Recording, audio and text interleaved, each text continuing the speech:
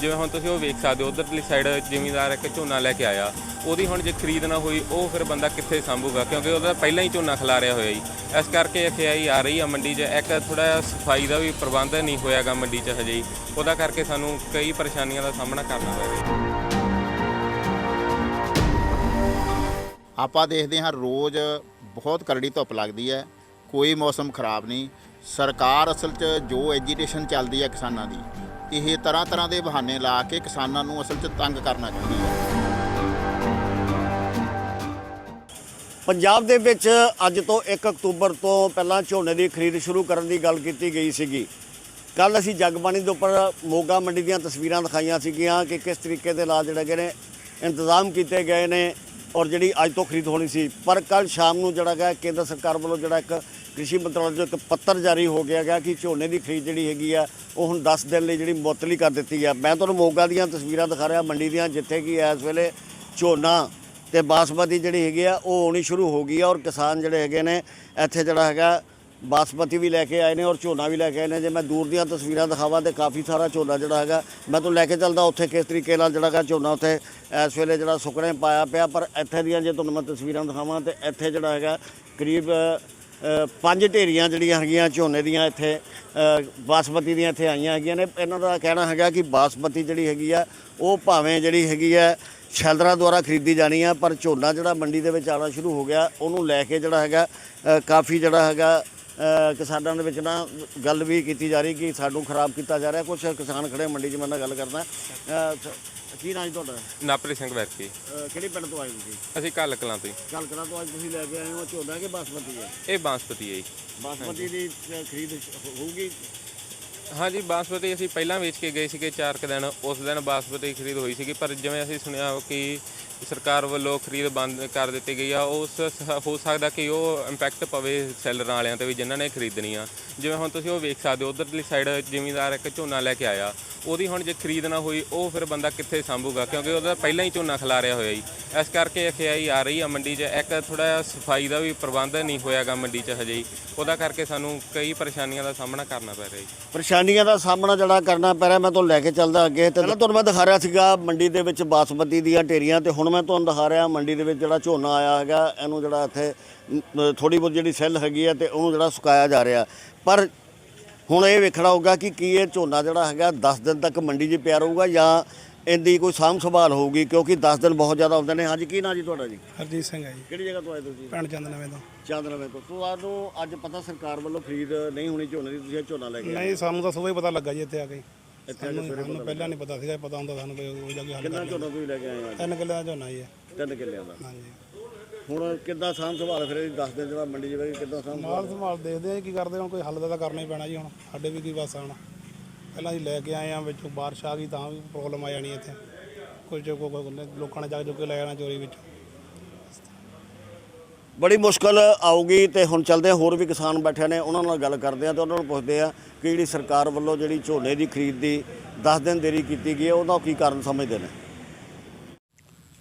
ਜਗਬਾਣੀ ਦੇ ਵਿੱਚ ਤੁਹਾਨੂੰ ਮੈਂ ਤਸਵੀਰਾਂ ਦਿਖਾ ਰਿਹਾ ਸੀਗਾ ਕਿ ਕਿਸ ਤਰੀਕੇ ਨਾਲ ਅੱਜ 1 ਅਕਤੂਬਰ ਤੋਂ ਜਿਹੜੀ ਹੈਗੀ ਆ ਝੋਨੇ ਦੀ ਫਸਲ ਮੰਡੀ 'ਚ ਆ ਗਈ। ਭਾਵੇਂ ਹਲੇ 1-2 ਢੇਰੀਆਂ ਹੀ ਆਈਆਂ, ਪਰ ਦੂਜੇ ਪਾਸੇ ਜਿਹੜੀ ਕੇਂਦਰ ਸਰਕਾਰ ਵੱਲੋਂ ਰੋਕ ਲਾ ਦਿੱਤੀ ਗਈ ਹੈਗੀ ਹੈ। 11 ਤਰੀਕ ਤੋਂ ਜਿਹੜਾ ਹੈਗਾ ਝੋਨੇ ਦੀ ਖਰੀਦ ਹੋਊਗੀ, ਕਿਉਂਕਿ ਉਹਨਾਂ ਦਾ ਕਹਿਣਾ ਕਿ ਮੌਸਮ ਬੜਾ ਜਿਹੜਾ ਹੈਗਾ ਖਰਾਬ ਹੋ ਚੁੱਕਿਆ। ਤਸਵੀਰਾਂ ਦਿਖਾ ਰਿਹਾ ਸੀ ਤੁਹਾਨੂੰ ਮੈਂ ਕਿਸ ਤਰੀਕੇ ਦੇ ਨਾਲ ਇਸ ਵੇਲੇ ਪੂਰੀ ਧੁੱਪ ਨਿਕਲੀ ਆ। ਕੁਝ ਕਿਸਾਨ ਮੇਰੇ ਨਾਲ ਖੜੇ ਨੇ, ਇਸ ਵੇਲੇ ਮੰਡੀ 'ਚ ਪਹੁੰਚੇ ਆ ਤੇ ਗੱਲ ਵੀ ਕਰਦੇ ਆ ਇਹਨਾਂ ਦੇ ਨਾਲ ਤੇ ਕੀ ਕਹਿਣਾ ਉਹਨਾਂ ਦਾ। 1 ਤਰੀਕ ਨੂੰ ਖਰੀਦ ਸ਼ੁਰੂ ਹੋਣੀ ਸੀਗੀ, ਲੇਕਿਨ ਸਰਕਾਰ ਨੇ ਜਿਹੜਾ ਹੈਗਾ ਉਹਨੂੰ ਅੱਗੇ 11 ਦਿਨ ਵਧਾ ਦਿੱਤਾ। ਸਰਕਾਰ ਦੀ ਨੀਅਤ 'ਚ ਅਸਲ 'ਚ ਫਰਕ ਹੈ। ਪਹਿਲਾਂ ਹਰ ਵੇਰਾ ਹੈਗਾ ਵੀ 1 ਤਰੀਕ ਤੋਂ ਝੋਨੇ ਦੀ ਖਰੀਦ ਹੁੰਦੀ ਹੈ, 1 ਸਤੰਬਰ ਤੋਂ 1 ਅਕਤੂਬਰ ਤੋਂ। ਐਰਕੀ ਜਿਹੜਾ ਹੈਗਾ ਪਹਿਲੀ ਵੇਰ ਇਹਨਾਂ ਨੇ ਕਿਹਾ ਹੈਗਾ ਵੀ 11 ਤਰੀਕ ਨੂੰ। ਬਹਾਨਾ ਇਹ ਲਾਇਆ ਵੀ ਮੌਸਮ ਖਰਾਬ ਹੈ। ਆਪਾਂ ਦੇਖਦੇ ਹਾਂ ਰੋਜ਼ ਬਹੁਤ ਕਰੜੀ ਧੁੱਪ ਲੱਗਦੀ ਹੈ, ਕੋਈ ਮੌਸਮ ਖਰਾਬ ਨਹੀਂ।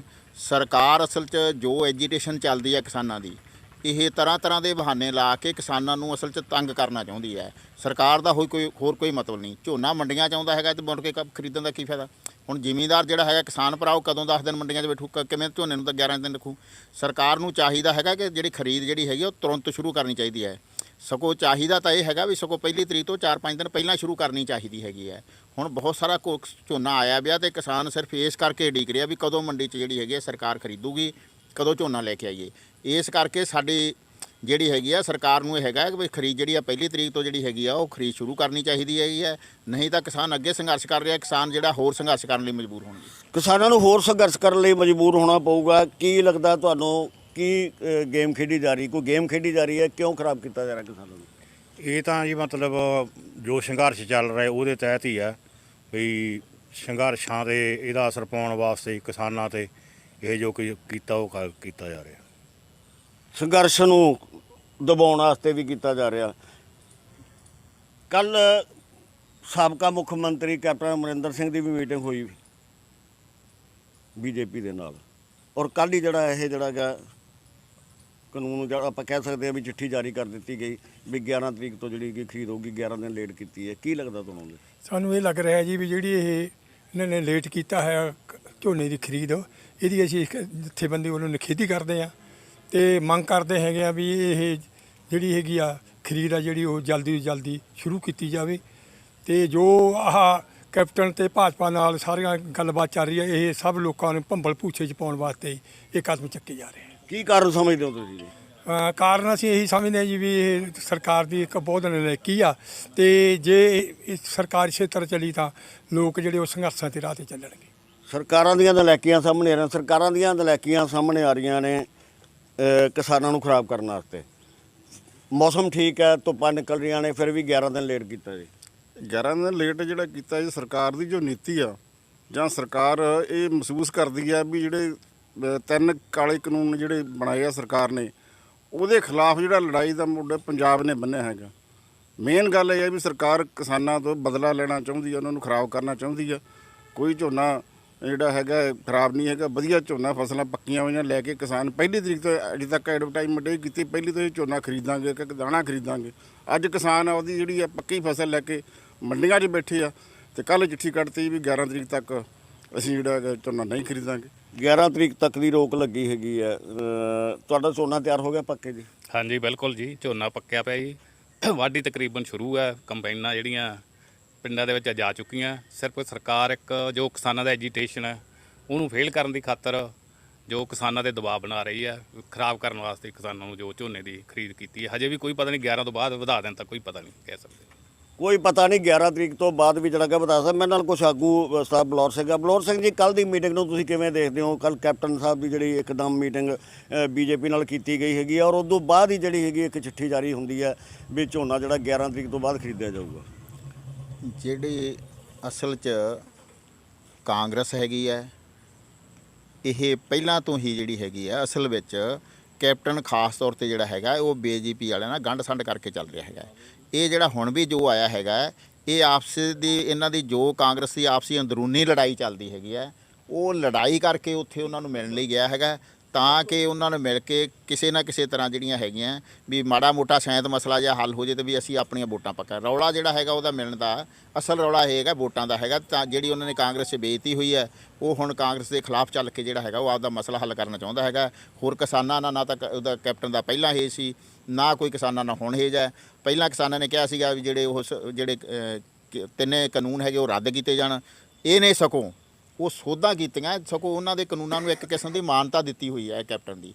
ਇਸ ਕਰਕੇ ਅਸੀਂ ਸਮਝਦੇ ਹਾਂ ਕੈਪਟਨ ਉਹਨਾਂ ਨਾਲ ਮਿਲਣੀਆਂ ਕਰਦਾ ਨਹੀਂ ਕਰਦਾ, ਇਹਦੇ ਨਾਲ ਕਿਸਾਨਾਂ ਦੇ ਸੰਘਰਸ਼ 'ਤੇ ਕੋਈ ਅਸਰ ਨਹੀਂ ਪਊਗਾ। ਸਿਰਫ ਕਿਸਾਨਾਂ ਨੂੰ ਪਰੇਸ਼ਾਨ ਕਰਨ ਵਾਸਤੇ ਜਿਹੜਾ ਹੈਗਾ 11 ਦਿਨ ਜਿਹੜਾ 10 ਦਿਨ ਜਿਹੜਾ ਹੈਗਾ ਲੇਟ ਕੀਤਾ, ਔਰ 11 ਤਰੀਕ ਤੱਕ ਜਿਹੜੀ ਹੈਗੀ ਮੁਅੱਤਲੀ ਕੀਤੀ ਹੈ। ਹੁਣ ਦੇਖਣਾ ਇਹ ਹੋਗਾ ਕਿ ਜੇਕਰ ਜਿੱਥੇ ਕਿਸਾਨਾਂ ਦੀ ਫਸਲ ਬਿਲਕੁਲ ਪੱਕੀ ਖੜੀ ਹੈ ਔਰ ਕਈ ਜਗ੍ਹਾ ਕਟਾਈ ਵੀ ਸ਼ੁਰੂ ਹੋ ਚੁੱਕੀ ਹੈ, ਕਿ 11 ਦਿਨ ਉਹਨਾਂ ਨੂੰ ਖੇਤਾਂ 'ਚ ਸੰਭਾਲਣੀ ਪਊਗੀ ਜਾਂ ਮੰਡੀਆਂ ਦੇ ਵਿੱਚ ਆਪਣੇ ਝੋਨੇ ਦੀ ਰਾਖੀ ਦੇਣੀ ਪਊਗੀ। ਸਹਿਯੋਗੀ ਦਲੀਪ ਦੇ ਨਾਲ ਵਿਪਨ ਓਕਾਰਾ, ਜਗਬਾਣੀ ਟੀਵੀ ਮੋਗਾ।